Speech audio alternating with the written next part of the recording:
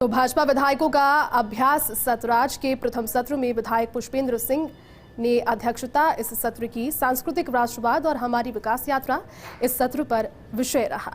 नेता प्रतिपक्ष गुलाबचंद कटारिया ने भी इस सत्र को संबोधित किया।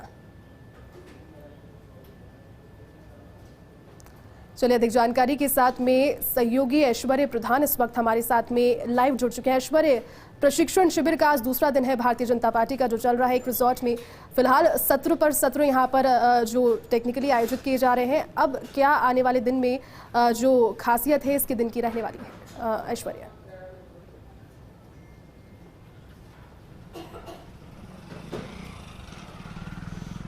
देखिए, दो अपडेट मैं दे दूं। सुबह हमने घनश्याम तिवारी हैं, उनकी तस्वीर दिखाई थी, जो कि भारतीय जनता पार्टी के राज्यसभा प्रत्याशी हैं। अभी कुछ ही देर पहले डॉक्टर सुभाष चंद्रा यहां पर पहुंचे हैं, जो कि भारतीय जनता पार्टी, वो निर्दलीय हैं, उन्हें समर्थन दे रही हैं। वो यहां पर बीजेपी के प्रमुख नेताओं से मुलाकात और मंत्रणा की दृष्टि से आए हैं।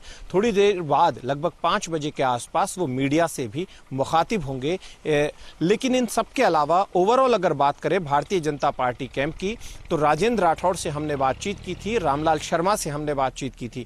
दोनों नेताओं से जब बातचीत की तो उन्होंने कांग्रेस सरकार को अपने, जो कि भारतीय जनता पार्टी का वही अंदाज है, उसी अंदाज में कांग्रेस सरकार को घेरती है। तो कानून व्यवस्था के लिहाज से आज फिर से कांग्रेस सरकार को घेरा था और उन्होंने कहा कि इतनी पुलिस लगा रखी है विधायकों के पीछे, इतनी चिंता आम जनता की नहीं है। दुष्कर्म बेटियों के साथ रोजाना हो रहे हैं, इस तरीके से घेरते नजर आए। लेकिन उन सब के परे एक बात उन्होंने कही, उन्होंने कहा कि उन्हें पूरा विश्वास है कि वो जीतेंगे। और जीत को लेकर नरपत सिंह राजवी ने भी ये बात कही कि गणित जो है राज्यसभा चुनाव का, वो हमारे पक्ष में होगा। तो दोनों प्रत्याशियों की जीत की उम्मीदें लगाकर भारतीय जनता पार्टी कैंप बैठा हुआ है। लेकिन दूसरी तरफ कांग्रेस कैंप में कितने विधायक पहुंचे, इसको लेकर उत्सुकता सभी में है। तो भारतीय जनता पार्टी कैंप में कितने विधायक अभी तक पहुंचे हैं और आखिरकार सेंधमारी कहां किस तरीके से होगी, ये एक यक्ष प्रश्न है, जो कि चुनाव के दिन या रिजल्ट के बाद पता चल पाएगा।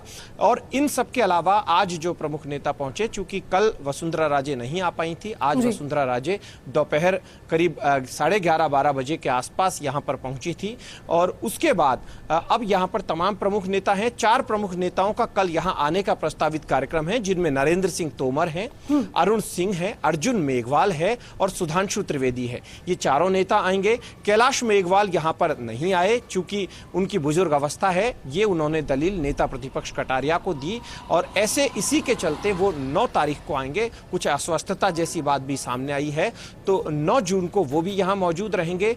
दीप्ति माहेश्वरी अपने प्रवास पर गई हुई है, निजी प्रवास पर है, दुबई जाने की उनकी सूचना है, तो ऐसे में वो भी आज यहां पर पहुंच जाएंगी। शोभा रानी कुशवाहा के घर में कोई पारिवारिक फंक्शन है, उसी के चलते वो आज नहीं आ पाई थी। तो शोभा रानी कुशवाहा है, वो कल सुबह यहां पर पहुंचेगी। भारतीय जनता पार्टी कैंप का कहना है कि 9 तारीख सुबह तक तमाम विधायक यहां पर होंगे। लगभग सभी विधायक कल यहां पर पहुंच जाएंगे। जो विधायक नहीं आ पाए, उन्होंने अपना कारण भी बता दिया है।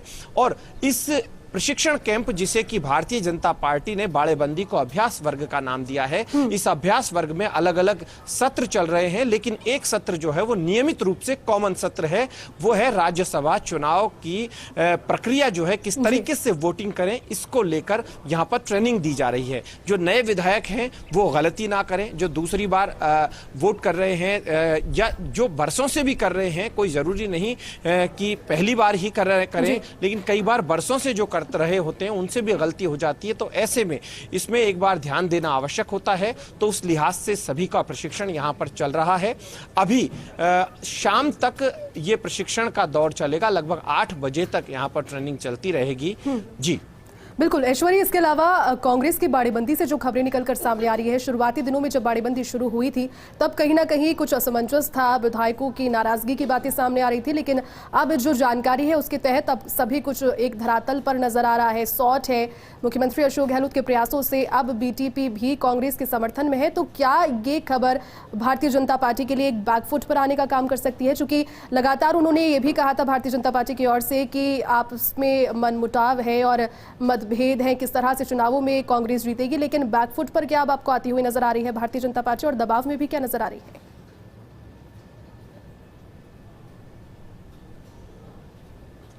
देखिए, फिलहाल मीडिया के सामने कोई दबाव में भारतीय जनता पार्टी के नेता नहीं दिखाई दे रहे हैं। यही एक बड़ी बात है। या तो इसे अति आत्मविश्वास कहें या आत्मविश्वास, रिजल्ट के बाद पता चलेगा। लेकिन बीजेपी के नेता बेहद आश्वस्त हैं। लेकिन सियासत में सब कुछ संभव है, क्या कुछ संभव हो पाता है ये देखने वाली बात होगी। लेकिन जिस तरीके से कांग्रेस कैंप अपनी ताकत सामने दिखा रहा है, तो भारतीय जनता पार्टी कैंप जो है उसे उम्मीद है और उम्मीदों के भरोसे वो बैठा हुआ है। लेकिन इस बात से इनकार नहीं किया जा सकता कि बीजेपी कैंप ने पहले से ही तैयारियां नहीं की है। तैयारियां करने के बाद, सब कुछ गणित बिठाने के बाद ही उन्होंने अपने एक की जगह दो प्रत्याशी उतारे, यानी एक निर्दलीय को समर्थन दिया है। तो ऐसे में यह तय मानकर चलिए कि बीजेपी खेमे के जो प्रमुख नेता हैं वो भी अपना गणित बिठाने में लगातार जुटे हुए हैं। हालांकि एक महत्वपूर्ण बात यहां पर सामने आती है, आरोप प्रत्यारोप के दौर चलते हैं। आरोप कई बार लगाया जाता है सीबीआई और ईडी के नोटिस का, तो दूसरी तरफ लगाया जाता है पुलिस के बेजा इस्तेमाल का, कि थानों का पुलिस का इस्तेमाल किया जा रहा है। तो आरोप प्रत्यारोप दोनों तरफ चल रहे हैं, क्योंकि चूंकि केंद्र सरकार की एजेंसीज हैं, ईडी है, सीबीआई है, तो राज्य के पास भी एसीबी भी होती है और उसके अलावा पूरी पुलिस होती है। तो आरोप प्रत्यारोप इस दौरान लगते भी हैं। लेकिन चलिए बहुत बहुत शुक्रिया फिलहाल तमाम जानकारी के लिए।